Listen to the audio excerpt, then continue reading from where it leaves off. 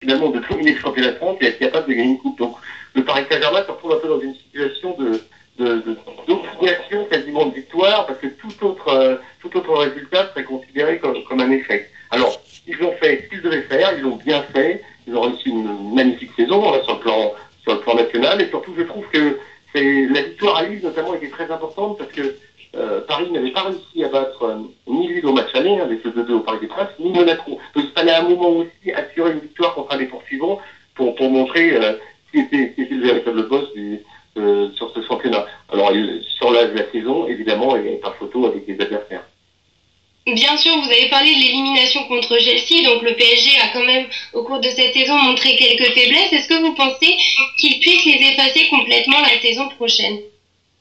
Ah ben après, ça va dépendre du recrutement, ça dépend aussi de l'assimilation des joueurs du système et du discours de Laurent Blanc, avec une année de plus, vous progressez inévitablement.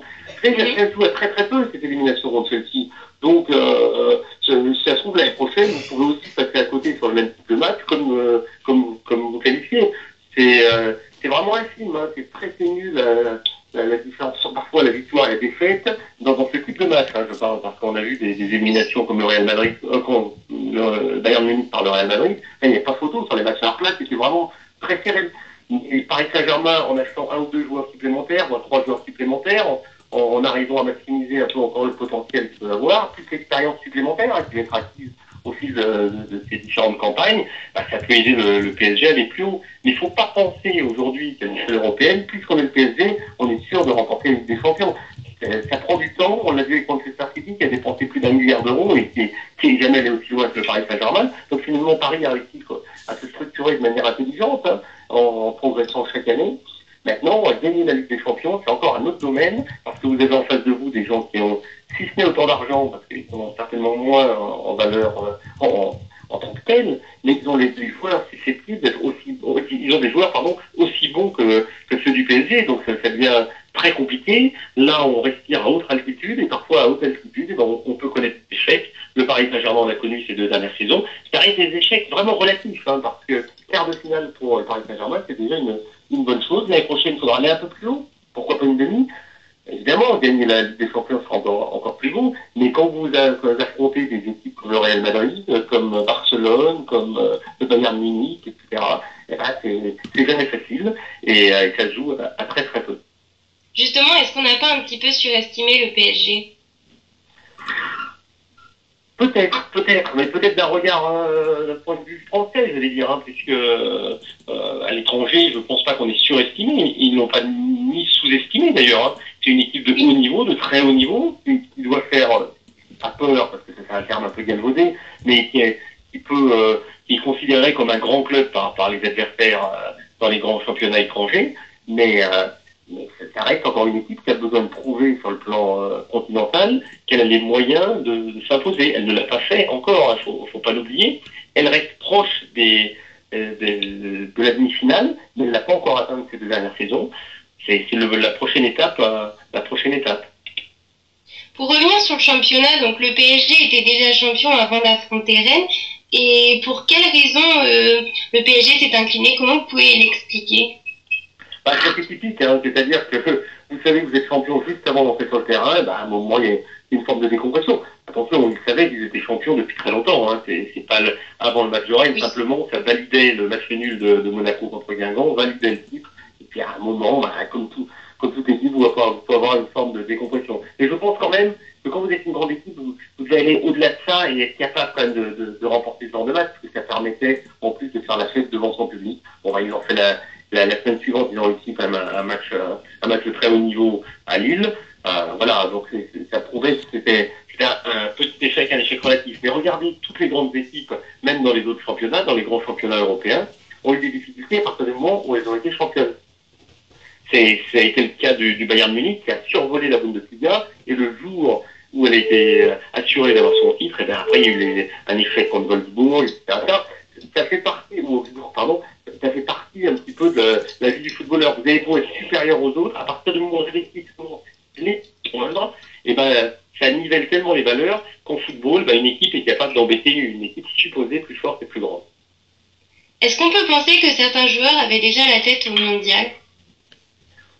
C'est toujours difficile de le dire, mais c'est un peu l'impression que ça a donné effectivement avec Thiago Silva, qui lui, vous imaginez que le mondial pour lui, capitaine de la sélection du Brésil, Coupe du Monde au Brésil. Donc déjà, première chose, ne pas se blesser, ça c'est capital.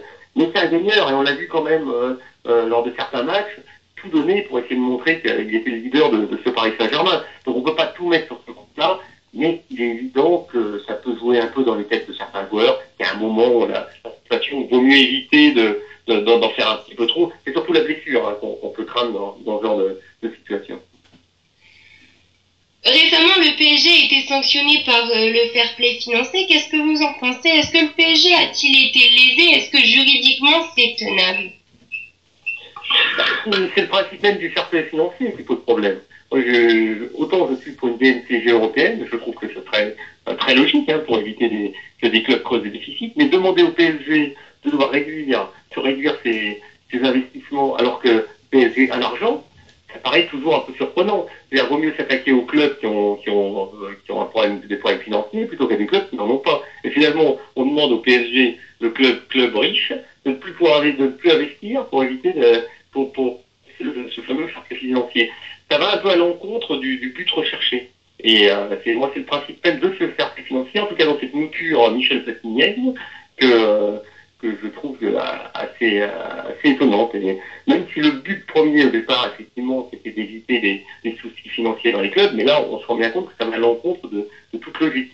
Et d'une certaine manière, ça a tendance à laisser en état les riches et les pauvres. C'est-à-dire que les gros clubs, ceux qui avaient déjà de l'argent lié aux revenus du football, sont pas touchés, sont pas impactés par ce fair play financier, alors que les nouveaux riches, entre guillemets, eux n'ont pas de soucis financiers, et le sont. Donc c'est pas très très logique, et je peux comprendre à la rigueur que le Qatar ait un petit problème avec ça. J'en terminerai par une dernière question avant de laisser la parole à mon collègue. Quel est votre avis sur les... C'est gentil. Quel est votre avis sur les Bleus au mondial et jusqu'où peuvent-ils aller? Pour être honnête, je n'ai aucune visibilité sur cette équipe de France. Parce que je pense qu'il ne faut pas nous s'enflammer après une victoire 3-0 contre l'Ukraine, qui est un adversaire qui était a priori dans nos cordes. Et puis, pareil, il ne fallait pas non plus s'affoler après la défaite en Ukraine 2-0. C'est une équipe qui a besoin de trouver une nouvelle forme de certitude maintenant. Alors bon, moi je m'interroge, je ne sais pas exactement ce qu'elle vaut. À première vue, elle est tombée dans un groupe à sa portée, mais méfions-nous de ce type de groupe aussi, parce qu'on dit ça il y a 4 ans, l'équipe de France a explosé. Donc le Honduras, effectivement, à première vue, c'est pas un as du football mondial, ni l'Équateur, mais ce sont des équipes qui collectivement sont capables peut-être de jouer à un bon niveau et de vous ennuyer sur une phase finale, en tout cas sur des premiers matchs de Coupe du Monde. Alors, déjà sortir du premier tour sera une bonne chose, huitième de finale. Pareil, le tirage au sort nous donne visiblement soit le Nigeria, soit la Bosnie, qui sont aussi des adversaires dans notre corde. Donc si vous alliez en quart de finale, déjà, ce serait une très très bonne chose. Mais j'avoue que j'ai pas vraiment de certitude avec cette équipe de France. Pour moi, elle n'a encore pas prouvé véritablement qu'elle avait une force collective dégagée. Et je peux pas être aveuglé simplement par la victoire contre l'Ukraine. Elle n'avait pas été non plus aveuglée par les défaites à l'année contre l'Ukraine. C'est une équipe qui se cherche. Va-t-elle se trouver durant ce mondial? Ça va être un peu une des interrogations. Est-ce qu'on pourra tirer les enseignements après les 3 matchs amicaux de préparation? Non, certainement pas. Alors, attention, si vous avez 3 matchs catastrophiques, vous pourrez toujours vous poser des questions et aller à la Coupe du Monde avec quelques incertitudes, en tout cas. Mais il faut se méfier des matchs amicaux. Les matchs amicaux, par principe et par nécessité et devoir, quasiment, c'est l'occasion pour le sélectionneur de faire quelques essais. Alors attention, il n'y a pas trop d'essais. On n'est pas dans un match amical de pré-saison à un club de football. La volonté quand même, c'est d'affirmer assez vite que les équipes types vont se dégager. Donc Didier Deschamps sera obligé de toute façon de jouer avec son équipe type à un moment. Et la valeur de ces matchs amicaux sera justement le temps donné à ces joueurs pour travailler ensemble. Je n'imagine pas que l'équipe soit explosée par les adversaires qu'elle va rencontrer. Simplement, permettre de travailler. Mais il ne faut pas en apporter plus de valeur que ça n'en a. D'accord, pour vous, le quart de finale est tout de même envisageable. C'est une possibilité, oui, tout à fait.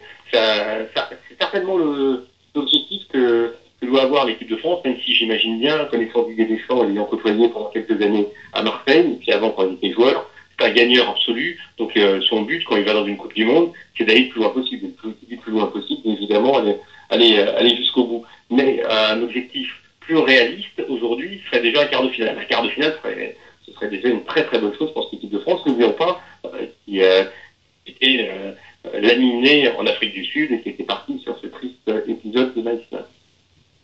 Eh bien, c'est tout ce qu'on lui souhaite. Je vais vous laisser avec mon collègue Christian qui va vous poser d'autres questions. Avec plaisir, Christophe. Oui, bonsoir, oui, Christian, c'est ça. Bonsoir, merci Cécile. Donc, bonsoir Monsieur Pelot. J'ai le plaisir, donc, pour la première fois de vous interviewer, et pour vous parler du foot féminin.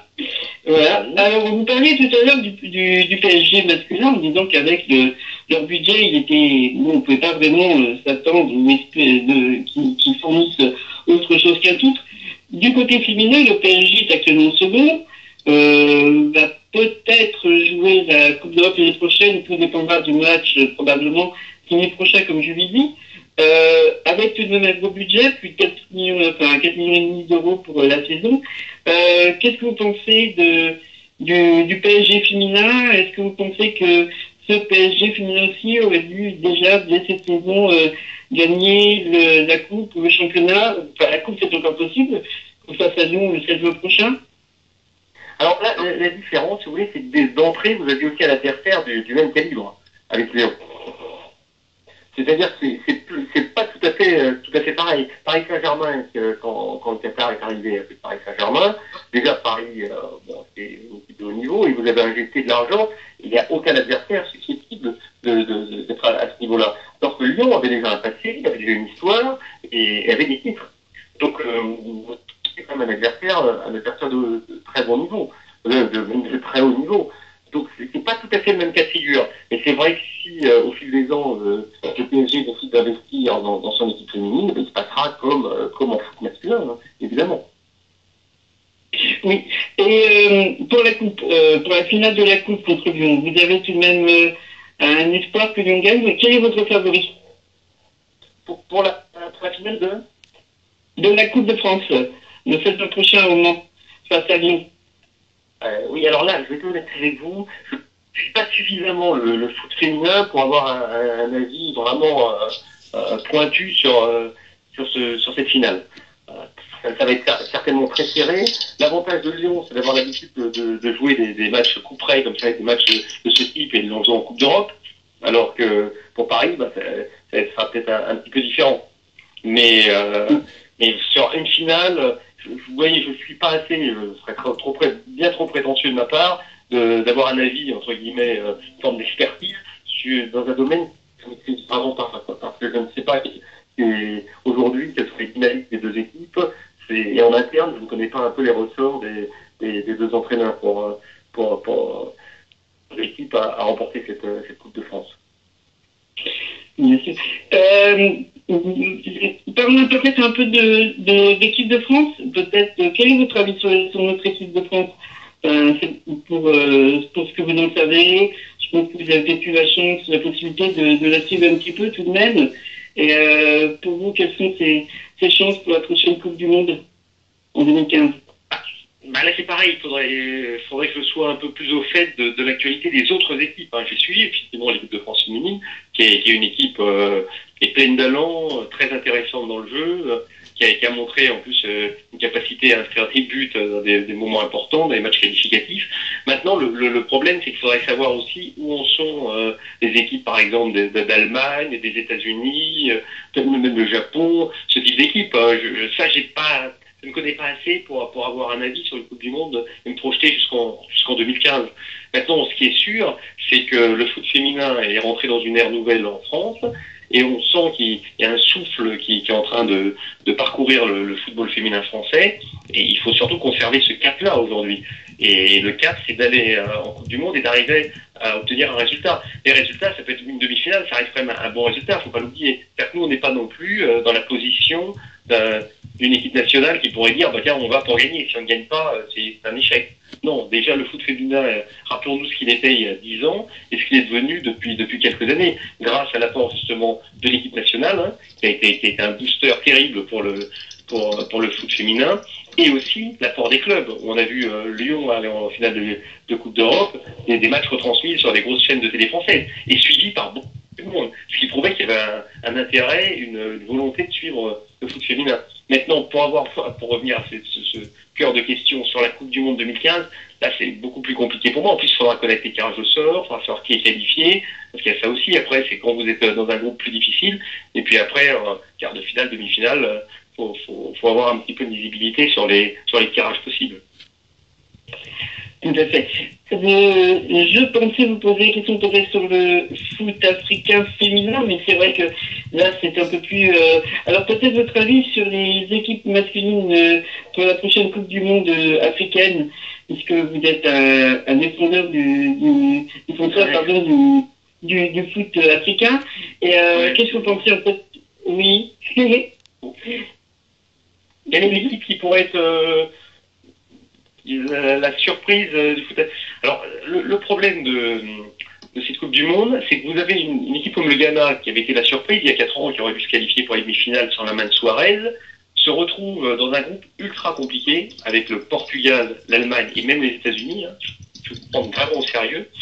Ça va être très dur pour eux de passer, surtout qu'ils ont une défense centrale, Mensah, Boy, qui est pas exceptionnelle. En revanche, très gros milieu de terrain, une attaque qui peut être intéressante. Et un gardien de but qui joue en Norvège, quoi, on sait, qui a fait une très très bonne saison. Mais le groupe me paraît très compliqué pour eux. L'Algérie, pareil, entraîneur qui connaît vraiment le foot de haut niveau, Vaïd, qui a entraîné au PSG. Malheureusement, pareil, ce groupe difficile, la Russie de Capello, la Corée du Sud, toujours une équipe difficile à manier, et la Belgique qui peut être l'équipe surprise de ce mondial. Pas pour aller au bout, mais pour atteindre, pourquoi pas, les demi-finales, en tout cas les quarts de finale. Donc pareil, ils vont se retrouver dans un groupe difficile. La Côte d'Ivoire, peut-être sa moins bonne équipe depuis 2 Coupes du Monde, enfin sur les 3 dernières Coupes du Monde, en comptant celle-là. Pourtant là, le groupe est plus facile. Mais pareil, il faudra se méfier, parce que la Grèce tombe aussi contre la Grèce c'est pas une équipe facile à manier. Le Japon sera pas facile non plus pour eux. Et la Colombie, même sans Falcao, si Falcao n'allait pas à la Coupe du Monde, sera une équipe très difficile à mettre. Pour aussi la Côte d'Ivoire. Alors, l'équipe qui me semble aujourd'hui la plus à même de passer le 2e tour serait le Nigeria. Parce que le Nigeria a quand même déjà l'expérience d'une CAN remportée. Et mine de rien, en termes de confiance, c'est très important pour cette équipe. Gros gardien avec Enyama, des joueurs de talent qui peuvent faire des différences au milieu devant. De la même manière, l'incertitude réside derrière, avec une charnière centrale Efe Ambrose qui joue au Celtic, un très bon joueur, mais Omero qui devrait être à ses côtés, lui joue en Ligue 2 anglaise, et chez Gélé à gauche et en Monaco. Vous voyez, il y a toujours des incertitudes qui planent sur les équipes africaines. Donc peut-être que le Nigeria peut espérer glaner une place en 8e de finale, et il restait le Cameroun pour la fin, je veux dire les Lions pour la fin. Pour l'appétit, mais pareil, très très dur avec le Brésil. Alors déjà, c'est un qualifié assuré quasiment, parce qu'on n'imagine pas le Brésil ne pas sortir de sa poule en qualificative. Et après, vous avez la Croatie. La Croatie, il faudra les battre. Une équipe très difficile à bouger, très difficile à manier, très technique. Et le Mexique qui est pareil, qui sera supporté par un contingent impressionnant de fans. Voilà, ce sont des vraies interrogations, des vrais soucis pour les équipes africaines. Et aujourd'hui, je suis pas très très confiant pour qu'une équipe africaine, encore du Cameroun et du Ghana, c'est-à-dire un quart de finale. D'accord. Je vous remercie pour vos réponses. Je vais repasser la parole à ma collègue. C'est une message pour moi. Au revoir. Au revoir, merci. Eh bien, nous allons vous remercier déjà. C'était un plaisir de vous avoir. Et puis, nous serons ravis de vous réinviter pour parler plus longuement du football féminin, si vous le souhaitez. Ah oui, je préparerai quand même un peu plus. Ah oui, je serai plus pointu. Exactement, mais moi aussi. Et moi aussi. Y compris sur le foot africain. Ah oui, là je connais plus, là je suis un peu plus pointu sur le foot féminin, je l'avoue. Et même je suis un petit peu les équipes africaines de football féminin. Je regarde un petit peu ce que font les équipes africaines. Oui, la Guinée équatoriale, la Guinée équatoriale entre autres. Et il y a le Cameroun, le Nigeria qui a une équipe qui n'est pas inintéressante, qui a eu des résultats lors des différentes compétitions internationales. Eh bien, ce sera avec grand plaisir. Je vous souhaite une bonne soirée. Eh bien, vous aussi. Merci encore. Merci. Merci beaucoup. Merci, au revoir. À bientôt. Au revoir. Merci.